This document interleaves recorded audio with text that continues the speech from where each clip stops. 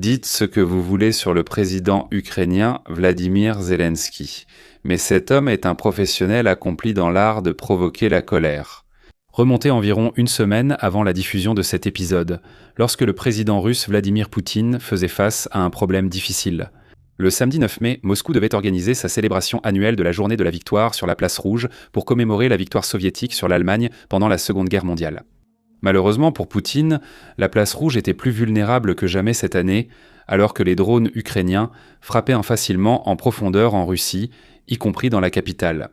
Moscou avait déjà annoncé qu'elle n'exposerait pas de matériel militaire cette année, alors qu'habituellement le défilé présente chars et missiles balistiques. Il était déjà évident que très peu de dignitaires étrangers viendraient cette année, alors qu'en 2025 Poutine avait profité du défilé aux côtés de Xi Jinping, de Chine et de Lula da Silva, du Brésil. La Russie avait déjà tenté un cessez-le-feu unilatéral, une initiative qui a échoué alors que l'Ukraine avait annoncé le sien quelques jours plus tôt. A vu la Russie violer le cessez-le-feu et bombarder aussitôt une école maternelle. Et c'est ainsi donné la crédibilité pour ignorer le cessez-le-feu russe, tout comme la Russie avait ignoré le sien. La Russie manquait d'options.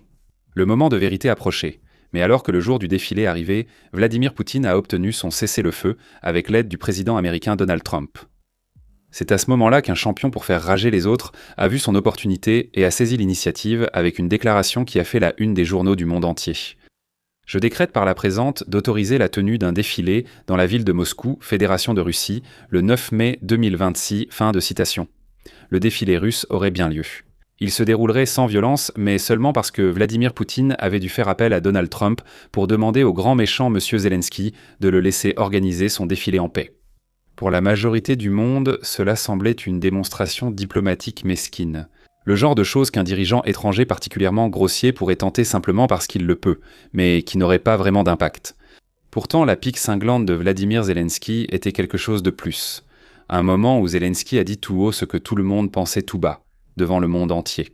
Lorsque les troupes russes ont défilé sur la place rouge, il était déjà évident que la dynamique commençait à s'inverser sur le champ de bataille ukrainien. Zelensky a sans doute aggravé l'humiliation de la Russie avec une insulte, mais les blessures existaient déjà et en pire. Cette vidéo vous est présentée par Incogni. Je pense que l'une des choses les plus étranges à propos d'Internet, c'est que de parfaits inconnus peuvent en savoir beaucoup trop sur vous sans aucune raison. Je ne parle pas de vos photos de vacances que vous partagez sur Instagram. Par exemple, vous pourriez littéralement vous chercher sur Google et trouver d'anciennes adresses, des numéros de téléphone, des membres de votre famille, des sites de vérification d'antécédents aléatoires, tout cela est simplement là, accessible au public, n'est-ce pas? Ce n'est pas seulement flippant, c'est aussi des infos utiles pour les escrocs, voleurs d'identité, harceleurs et toute personne mal intentionnée. Utilisez Incogni. Il contacte automatiquement les courtiers en données et les sites de recherche de personnes pour supprimer vos informations personnelles en ligne. Au lieu de remplir vous-même des centaines de formulaires de retrait, ils gèrent tout pour vous. Leur point fort reste la formule ultime avec suppression personnalisée. En gros, si vous trouvez un site qui expose vos informations, vous copiez le lien, vous l'envoyez à Incogni, et leurs spécialistes de la protection de la vie privée vont s'occuper de le faire supprimer pour vous. Ce qui, honnêtement, est bien plus agréable que de faire semblant de le faire soi-même. Ce qui, honnêtement, semble bien plus réaliste que de prétendre que vous allez personnellement affronter 300 sites douteux un mardi après-midi, n'est-ce pas ? Et c'est vraiment ça, l'essentiel. Ils ne peuvent pas vous nuire s'ils ne peuvent pas vous trouver. Reprenez le contrôle de vos données personnelles avec Incogni. Utilisez le code WARFRANCE via le lien ci-dessous et bénéficiez de 60% de réduction sur un abonnement annuel. C'est incogni.com/warfrance. Et maintenant, retour à l'épisode du jour. Avant d'explorer comment la guerre de Poutine se retourne contre lui, arrêtons-nous un instant sur le défilé du jour de la victoire et sur l'effet du décret de Zelensky selon lequel l'Ukraine n'attaquerait pas Moscou. Encore une fois, c'est le genre de déclaration qu'il est très facile de balayer d'un revers de main. Zelensky avait déjà démontré la capacité de frapper Moscou. Il subissait sûrement des pressions politiques pour accepter un cessez-le-feu et a choisi de faire un peu son con avec ça. Juste parce qu'il le pouvait. Mais l'une des choses uniques et chroniquement sous-estimées du système politique russe, surtout sous Vladimir Poutine, c'est à quel point des insultes comme celle-là peuvent vraiment avoir de l'importance. Sous la surface de la politique d'État, la Russie et son élite ont tendance à obéir aux codes carcéraux, et que quelqu'un puisse l'ouvrir comme ça et s'en sortir devrait être impensable. Mais ne nous croyez pas sur parole. Fiez-vous à la réaction absolument furieuse des blogueurs militaires russes. Par exemple, le compte Donetsk Infantry a déclaré « La honte pour le gouvernement russe n'est pas que le dictateur ukrainien ait publié un tel décret, c'est que les autorités qui ont permis que les capacités de défense de la Russie soient limpillées suppléant pour un accord depuis 2014. » Si vous, en rencontrant les dirigeants russes, entravez constamment une armée en guerre afin de ne pas compliquer les négociations, si vous faites de grands gestes et fournissez du gaz et du pétrole à ceux qui tuent des Russes, vous serez traités comme vous le méritez. Ou peut-être le comte Bluebeard qui dit « Entrer dans l'arène du cirque avec un clown professionnel était idiot dès le début. La politique spectacle, c'est comme respirer par sa poutre nasale.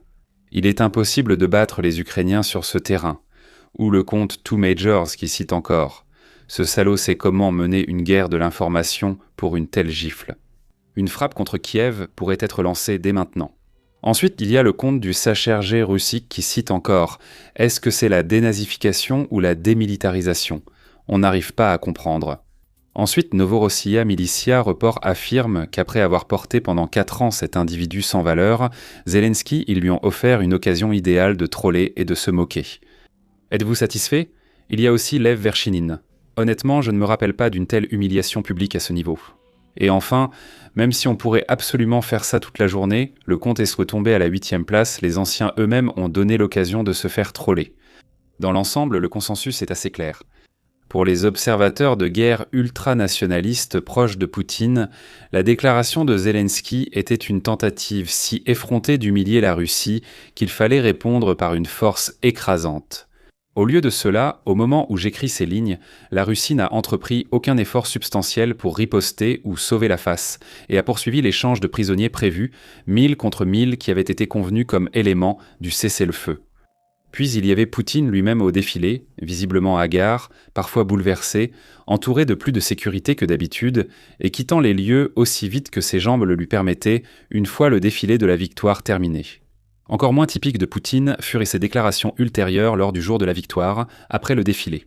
En s'adressant aux journalistes, Poutine a suggéré que le conflit en Ukraine touchait à sa fin et mentionné le président ukrainien. Non pas comme un chien ou comme un nazi, mais, je cite, M. Zelensky. Pour Poutine et les observateurs russes et internationaux, les événements du jour de la victoire 2026 auraient été inimaginables un an plus tôt. Du retrait des équipements lourds à l'embarras face aux demandes russes de cesser le feu, la préparation du défilé a reconnu une réalité que Poutine a refusé d'admettre publiquement. La Russie est toujours engagée face aux forces ukrainiennes sur le champ de bataille, mais Moscou n'a pas les moyens de forcer Kiev à se plier à sa volonté. Pendant la majeure partie de cette guerre, alors que l'Ukraine était gravement surmenée sur la ligne de front et avait désespérément besoin de plus de ressources, provoquer Moscou de cette manière aurait été impensable. Et pendant la majeure partie de la guerre, il aurait été tout aussi impensable que la Russie encaisse les insultes de la semaine dernière sans une réponse substantielle. Vladimir Poutine a toujours montré une grande résilience lors de crises qui auraient en détruit d'autres dirigeants. Des catastrophes militaires, environnementales mal gérées, morosité économique, sanctions, coupures numériques forcées, etc. Mais il n'est pas du tout certain que Vladimir Poutine soit un dirigeant capable de laisser passer des insultes d'une telle ampleur sans révéler subtilement que l'empereur de la Russie est nu. Notre équipe de Warfront connaît désormais bien notre public, et il est probable qu'à ce stade, beaucoup de spectateurs veuillent me soulever des contre-arguments. Premièrement, n'en faisons-nous pas un peu trop à propos d'une pique, certes cinglante, mais qui n'a aucune incidence sur le reste du conflit ? Et deuxièmement, est-ce vraiment si grave si Moscou n'a pas réellement été attaqué pendant le défilé du jour de la victoire ? Et troisièmement, ne risquons-nous pas de tomber dans le piège que tant d'analystes occidentaux cherchent à éviter ? Le même piège que nous avons souligné dans un épisode il y a quelques jours à peine, où certains profitent du moindre signe de faiblesse de Vladimir Poutine et s'emballent en affirmant que sa chute est imminente. Nous dirions simplement que vous avez raison de poser la question, car si le problème était seulement que Vladimir Poutine avait passé une mauvaise journée de la victoire cette année, cela ne serait peut-être qu'une non-affaire. Mais le vrai danger pour Poutine, dans un moment comme celui-ci, c'est qu'une seule démonstration symbolique pourrait confirmer quelque chose que le monde, et surtout les Russes, soupçonnaient déjà. Et maintenant, avant d'aller plus loin dans la situation délicate de Poutine, nous aimerions prendre un moment pour parler de Front.co, qui est notre site web premium, notre média d'actualités écrites et notre guichet unique pour l'analyse des conflits mondiaux. Sur Front, notre équipe collabore avec des journalistes et experts primés pour offrir des analyses clés sur les guerres, points chauds et la géopolitique qui façonnent le monde. Chaque semaine, nous offrons des épisodes vidéo exclusifs, notre revue d'information du samedi, une sélection d'articles méconnus venus du monde entier. Sur Fronts, nous offrons chaque semaine des contenus gratuits, dont notre newsletter bi-hebdomadaire Warfronts Weekly sur les conflits mondiaux. Le mieux, c'est que l'abonnement à Front coûte seulement 5 $ par mois, ou 50 par an. Visitez le site, abonnez-vous si vous voulez. Maintenant, revenons à Poutine. Sous le feu. La situation intérieure de Poutine se dégradait déjà avant les événements du jour de la victoire de 2026. Une petite poignée d'initiés du Kremlin très en vue avait recommencé à s'exprimer publiquement contre Poutine, et au moment où j'écris ces lignes, ils semblent sont toujours actifs. Pour aggraver la situation, des centaines de Russes ont exprimé leur frustration envers Moscou sur les réseaux sociaux, malgré des coupures numériques forcées et qui ont accru les tensions. De plus en plus de rapports indiquent que la paranoïa de Poutine s'intensifie. Il vit dans des bunkers et redoute un putsch de palais, voire une tentative d'assassinat. Si vous souhaitez en savoir plus sur les difficultés intérieures de Poutine, eh bien nous avons couvert la situation en détail dans un épisode la semaine dernière. Allez y jeter un œil. Maintenant, les événements du 9 mai ne permettront pas à Poutine de regagner le soutien des citoyens russes, ou plus important encore, celui de l'élite russe. Cette journée a été très préoccupante pour Poutine, car elle accentue ses difficultés sur le champ de bataille. Le combat de la Russie contre l'Ukraine a toujours été plus difficile que ce à quoi le Kremlin s'attendait, mais depuis le début de cette année, l'Ukraine a commencé à dépasser les capacités russes à bien des égards en même temps. Sur le champ de bataille et à quelques dizaines de kilomètres de la ligne de contact russe, l'Ukraine maintient largement ses positions. Ces derniers mois, les forces ukrainiennes ont compensé les faibles gains russes en reprenant du terrain ailleurs, notamment dans le sud, tandis que les Russes avancent lentement dans le Donbass. Même là, les forces russes avancent très lentement, tandis qu'au nord, notamment autour de Soumy, les troupes russes prennent des territoires de faible ou nulle valeur pratique. À la place, ils prennent le contrôle de parcelles de terre abandonnées que l'Ukraine n'a pas tenté de défendre depuis plusieurs mois, peut-être pour que les statisticiens du Kremlin puissent tenter de remporter la bataille de communication sur les gains et pertes territoriaux. Même dans les zones où les forces russes avancent lentement, elles font face à un autre problème, la ceinture fortifiée ukrainienne. La ceinture fortifiée, une ligne de position retranchée, a été construite pour dissuader et, si nécessaire, contenir une avancée russe conçue à cet effet. En combattant depuis leur ceinture fortifiée, les troupes ukrainiennes disposent de tous les approvisionnements, des positions dissimulées et des munitions, en particulier des drones, dont elles ont besoin pour saigner l'avancée russe. L'Ukraine a récemment introduit à grande échelle des véhicules terrestres sans pilote capables de combattre, permettant à Kiev de protéger davantage ses soldats d'une manière que la direction russe ne cherche pas à reproduire. Pour une force de combat qui joue principalement en défense, comme l'Ukraine, il n'est jamais bon que l'ennemi progresse. Mais certaines avancées sont meilleures que d'autres. Actuellement, l'Ukraine inflige de lourdes pertes aux soldats russes lors de leur avancée. Et lorsque l'Ukraine cède du terrain, elle parvient à attirer la Russie vers des positions très bien défendues. Les troupes russes n'ont guère d'autre choix que de suivre. Après tout, leurs officiers supérieurs ont clairement fait comprendre depuis longtemps qu'ils accordent plus d'importance à la conquête de territoire qu'à le bon sens tactique. L'Ukraine a été si efficace pour attirer ses soldats vers ces zones de combat privilégiées grâce à ce qu'elle a réussi à accomplir à moyenne distance. Là-bas, l'Ukraine exploite une technologie de drone très avancée, des modèles dotés d'intelligence artificielle capables de se diriger eux-mêmes vers une cible à moyenne portée et même d'effectuer une frappe de précision si nécessaire, sans intervention humaine. Cela signifie que ces drones n'ont pas besoin d'envoyer de signaux aux opérateurs humains, ce qui rend la technologie de brouillage de la Russie pratiquement inutile. Ces drones ont dévasté les arrières russes où les soldats se préparent à avancer, où les munitions sont stockées et utilisées, et où nourriture, médicaments et autres fournitures restent souvent exposées. Selon plusieurs experts en conflit, l'Ukraine semble désormais pouvoir atteindre en profondeur les infrastructures routières et ferroviaires permettant à la Russie de soutenir la Crimée par voie terrestre. Les drones ukrainiens frappent actuellement sans entrave près de la mer d'Azov, affaiblissant la capacité de la Russie à défendre l'isthme de Crimée.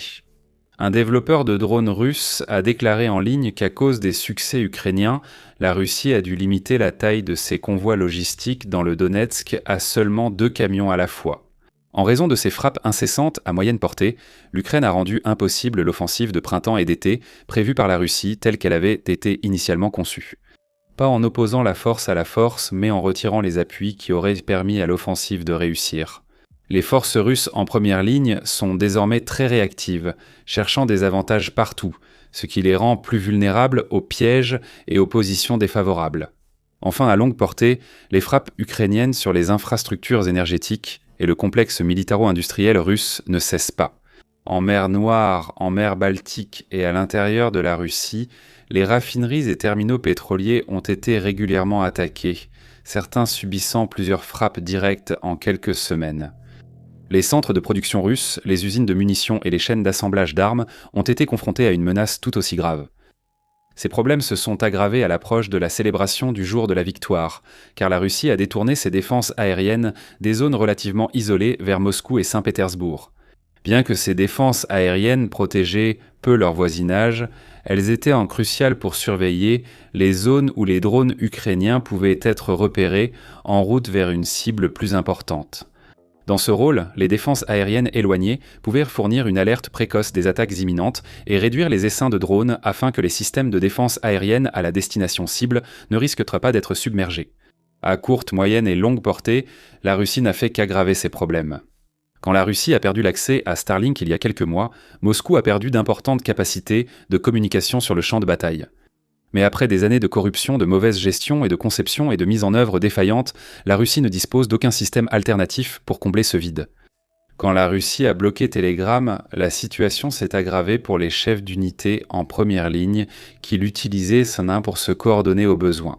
Et malgré des pertes presque incompréhensibles, la Russie a continué d'essayer d'avancer. Le 9 mai, l'un des principaux organismes de suivi des pertes russes au combat, comme les médias russes Meduza et Mediazona, a constaté que 352 des soldats russes ont été tués dans la guerre jusqu'à la fin de 2025, selon une analyse approfondie des registres de succession russes.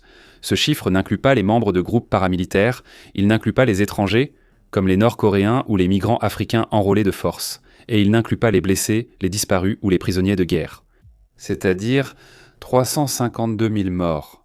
Cette estimation n'inclut pas non plus les combats de 2026, où d'autres estimations suggèrent que la Russie perd environ 35 000 soldats chaque mois, un rythme supérieur au taux de recrutement depuis environ le début de cette année.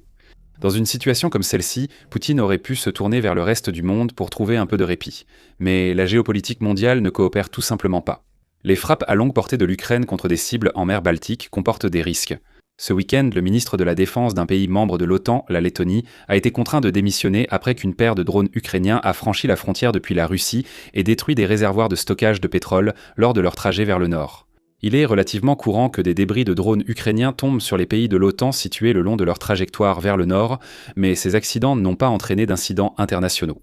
Au contraire, ces nations ont fait preuve de clémence envers l'Ukraine, ont traité ces opérateurs de drones avec patience et compréhension et ont réaffirmé l'idée que Poutine n'aurait jamais dû commencer cette guerre. Même lorsqu'un drone maritime ukrainien chargé d'explosifs est apparu dans les eaux grecques la semaine dernière et a été découvert par un pêcheur dans une grotte côtière grecque, il a été détruit en sécurité sans que le gouvernement grec ne manifeste publiquement de frustration. L'Ukraine vient de recevoir 90 milliards d'euros de financement de l'Union européenne et comme le soulignent quelques blogueurs militaires russes restreints, ces 90 milliards vont soutenir une économie de guerre ukrainienne qui a déjà survécu bien plus longtemps que ce que le Kremlin avait prévu. En dehors de l'Europe de l'Est, la guerre en Iran semble prête à reprendre et reste non résolue. Si la Russie avait pu procéder à l'exportation à grande échelle de pétrole à des prix élevés, comme elle avait l'intention de le faire, alors la guerre prolongée aurait pu être d'une aide massive pour le Kremlin. Mais les frappes ukrainiennes à longue portée sur ces terminaux d'exportation ont fait perdre cette opportunité. Au lieu de cela, l'Ukraine semble s'être fixée pour objectif que les exportations russes soient neutres en carbone d'ici 2027, et ils sont déjà bien avancés sur cette voie. Alors que l'Iran est occupé, la direction chinoise recevra cette semaine le président américain Donald Trump. Impossible de prévoir ce que cette rencontre apportera en bien ou en mal pour la Russie. Et lorsque cette semaine la Russie a suggéré à l'Europe que l'ancien chancelier allemand Gerhard Schröder soit le médiateur européen dans les négociations pour mettre fin à la guerre en Ukraine, les dirigeants européens ont pratiquement ri au nez de la Russie. Pour Moscou, Schröder était un choix sûr. Ancien dirigeant allemand, il a aussi des liens étroits avec Moscou et les entreprises énergétiques d'État. En fait, il a été accusé par le défunt chef de l'opposition russe, Alexeï Navalny, d'être, je cite, payé par Poutine. Aussi étrange que cela puisse paraître, Schröder a peut-être été une véritable tentative de la Russie d'offrir un certain compromis en proposant un candidat ayant des liens profonds avec l'Europe et avec la Russie elle-même. La question de savoir si l'Europe aurait jamais accepté une telle idée, après que Schröder ait été largement discrédité en raison de ses liens avec Poutine, reste ouverte.